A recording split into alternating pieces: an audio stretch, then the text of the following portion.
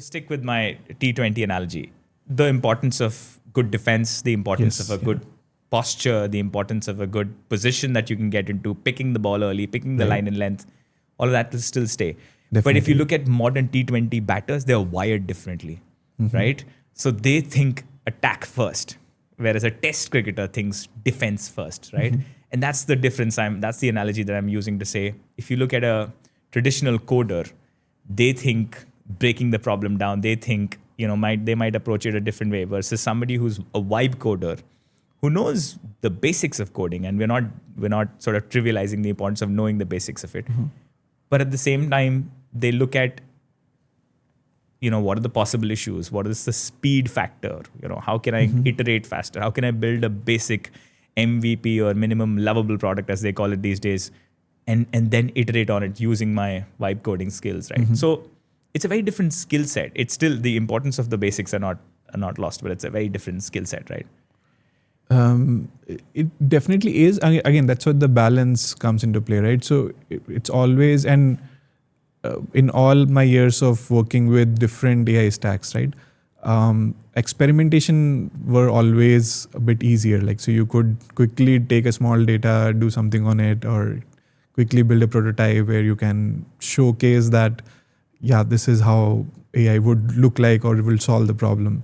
But getting that to scale and getting that to a level where actual users are using it, and there are different kind of challenges, right? So getting to that, what you call feature completeness and security aspects of it, governance aspect of it, right? Those things are something which still you need that traditional know-how and knowledge to kind of handle those, right? That's not coming out of box from a vibe coding application.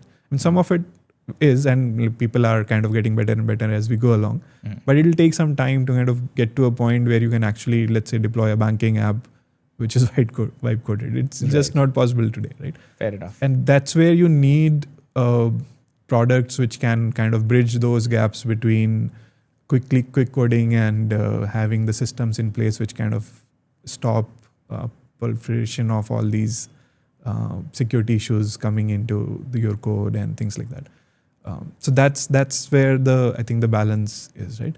Versus obviously if you're doing some experimentation, you're trying to do MVPs or quick go-to-market, those kind of things you can always try out and get a validation for your product using these. And over time, I think there will be a balance where, so for example, I'll take my team, right? So, and my entire team has been working in this stack for many years now, right? So they're not looking for cursors or lovable to kind of quickly start building application, obviously, because they already have a lot of things which are ready to available, ready to use kind of thing. But they still use it to, for instance, write test cases or edge case like testing and those kind of things, which is time consuming and bootstrapped in some sense. So there is a balance in terms of what you use for fast tracking your development cycle versus completely being dependent on a tool to kind of build your entire infrastructure. Understood.